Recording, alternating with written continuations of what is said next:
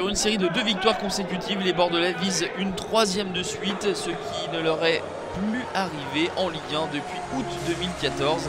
Le dernier succès en date obtenu à Lyon a laissé entrevoir tout le potentiel du groupe de Jocelyn Gourvenec.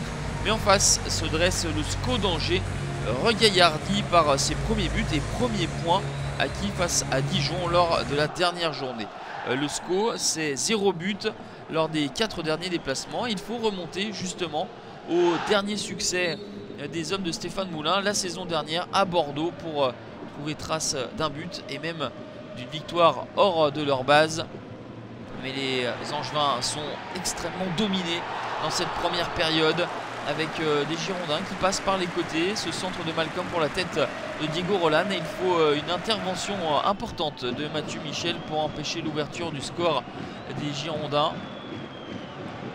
Angers va sortir un petit peu de sa moitié de terrain et sur l'une des rares incursions va trouver l'ouverture, car sur cette double occasion, Karl Toko Ekambi va tout d'abord buter sur Carasso, puis ensuite fusiller le portier girondin.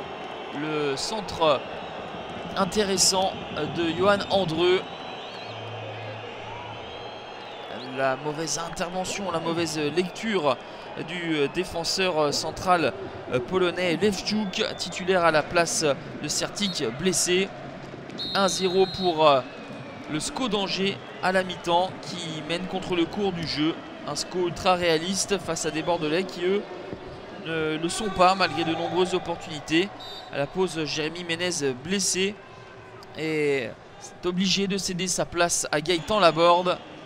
Jocelyn Gourvenec n'est pas forcément satisfait de ce scénario, car sur leurs rares incursions, les Angevins se montrent dangereux et tranchants, à l'image de cette frappe de Capel qui passe entre Palois et Contanto.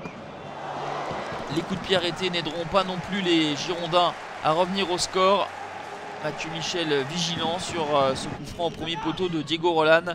L'Uruguayen, on va le retrouver à 5 minutes de la fin, victime d'une faute puis d'une seconde. Monsieur Tual ne dit rien et l'Uruguayen dégoupille avec cette faute grossière sur Capel. Le geste de l'attaquant girondin est inexcusable, mais si Monsieur Tual avait eu la bonne idée de siffler l'une des 2 fautes sur Roland au préalable, on aurait peut-être évité ce coup de sang de l'attaquant de Bordeaux, qui va donc laisser ses partenaires à 10 contre 11.